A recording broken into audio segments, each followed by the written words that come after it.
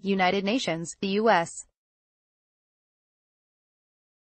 Denuclearization push through sanctions is preventing diplomatic progress and deepening mistrust, North Korean Foreign Minister Ri Yong-ho said Saturday, stressing that his country will never unilaterally disarm its nuclear weapons. The perception that sanctions can bring us on our knees is a pipe dream of the people who are ignorant about us, Ri said in his address to the UN General Assembly. The reason behind the recent deadlock is because the U.S.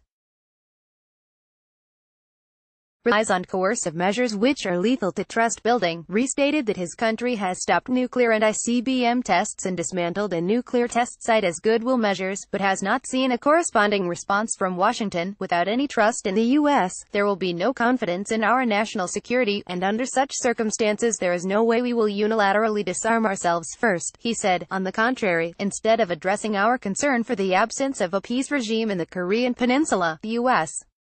insists on the denuclearization first and increases the level of pressure by sanctions to achieve their purpose in a coercive manner, and even objecting to the declaration of the end of war, Ri said, referring to an end-of-war declaration that both North and South Korea have asked the U.S. to accept 65 years after the Korean War truce.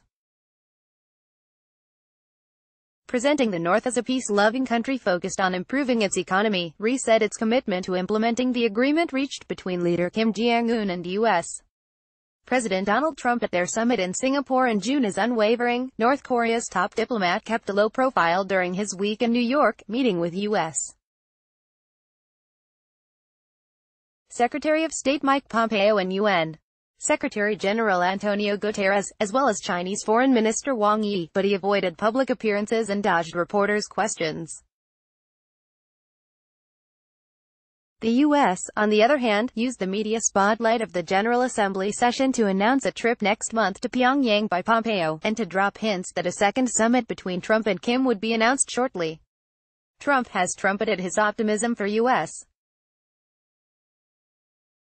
relations with the North, regularly praising his North Korean counterpart and counting the diplomatic breakthrough with Pyongyang among his political successes. On Thursday, Pompeo chaired a meeting of the UN Security Council on North Korea, which brought together a gathering of foreign ministers from the Council's 15 member countries. Also present were the foreign ministers of Japan and South Korea, which are not currently on the Council, but were invited to attend. Ri, however, was absent. At the Council, Pompeo spoke of the need for all countries to implement sanctions until the North denuclearizes, an assertion that Pyongyang allies and permanent members Russia and China took issue with. The foreign ministers from both countries requested that the Council consider relaxing UN sanctions to respond to the North's show of goodwill.